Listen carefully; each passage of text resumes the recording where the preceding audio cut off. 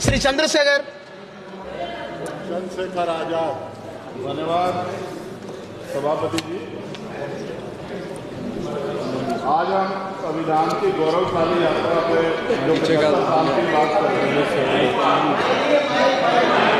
ये इनका काम है। माइक। धन्यवाद सभापति जी। आगे सर, आगे आगे। आज हम संविधान की गौरवशाली यात्रा पे बात करने के लिए चर्चा कर रहे हैं। कल से ये चर्चा चल रही है सर। मैंने बहुत सारे दोनों पक्ष के और जितने भी हमारे मेंबर हैं सुना सर, उनको बड़े बड़े नेता हैं सर। इसके भाग 1 में लिखा हुआ है India that is Bharat, Hindustan नहीं लिखा हुआ है सर। लेकिन सारे नेता संविधान पे चर्चा कर रहे हैं, लेकिन हिंदुस्तान ही कहेंगे, भारत कहने की हिम्मत नहीं जुटा पा रहे हैं। ये बड़ा सवाल है सर कि क्या संविधान के हिसाब से बात रखी जा रही। मैं धन्यवाद दूंगा फूले साहू बाबा साहब अम्बेडकर को और मेरे नेता मान्यवर साहब श्री काशीराम को। 25 नवंबर 1949 को संविधान को सौंपते हुए डॉक्टर बाबा साहब अम्बेडकर ने कहा था कि 26 जनवरी 1950 को हम विरोधाभास भरे जीवन में प्रवेश करने जा रहे हैं।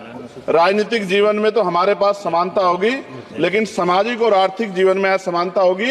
क्या ये चुनौती आज 75 साल बाद दूर हुई है? भारत ने 26 जनवरी 1950 को संविधान लागू होने के साथ खुद को एक संप्रभु लोकतांत्रिक और गणतांत्रिक राज्य होने का ऐलान किया। लेकिन सर उस समय संविधान की स्थिति ये थी कि जैसे गांव का कोई आदमी, मैं 50 की बात कर रहा हूं, वो 50 साल पहले शहर में आ जाता और बड़े लोगों की महफिल में चला जाता, उस जहां वो खाना खा रहे हो, और वो टेबल पे नैपकिन को खा के जो है ये कहता कि ये तो फीका, क्योंकि वो जानता ही नहीं था, वो समझता नहीं था संविधान को, संविधान है क्या। संविधान उसके लिए महज दस्तावेज था।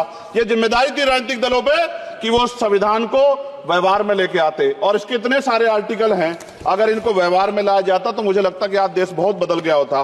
बाबा साहब ने कहा था कि लोकतंत्र भारतीय भूमि का केवल ऊपरी पोशाक है, उनके अनुसार यहाँ की संस्कृति अनिवार्य तौर पर लोकतांत्रिक है।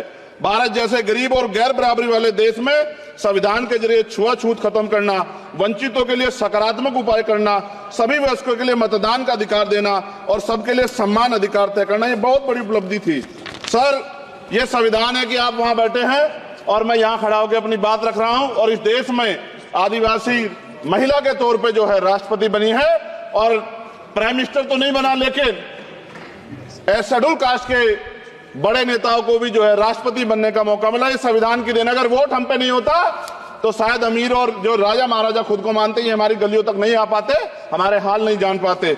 आजादी का मतलब सर सिर्फ अधिकार पाना भर नहीं है, इसके लिए हमारे संविधान में सरकार और नागरिकों के अधिकारों के साथ साथ उनके कर्तव्यों का विस्तार से उल्लेख किया गया है।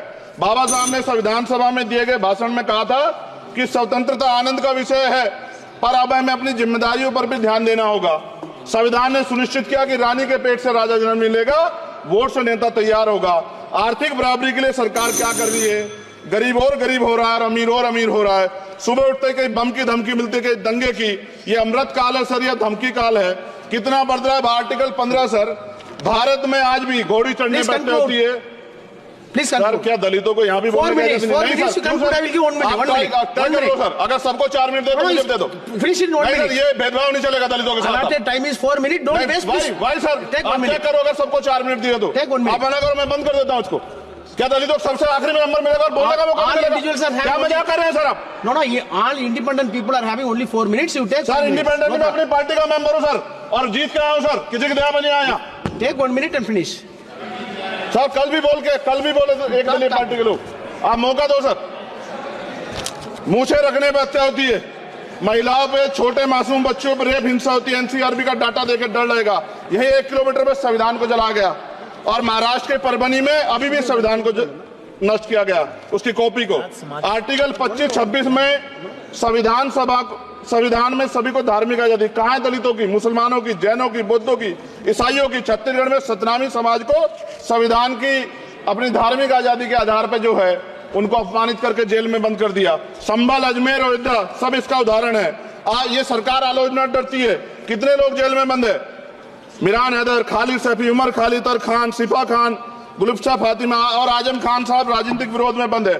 सरकार यहाँ बैठी है, सरकार सामाजिक न्याय की बात करती है। बताए कितने दलित मुख्यमंत्री बना रखे आपने? 13 ज्यादा सरकार स्टेट में सरकार है। कितनी महिला मुख्यमंत्री है? आपकी सरकार ने सुप्रीम कोर्ट के आदेश के बाद रिजर्वेशन प्रमोशन में जारी नहीं किया, और ओबीसी को पॉलिटिकल रिजर्वेशन आप देंगे नहीं देंगे, आप बताने का काम करें।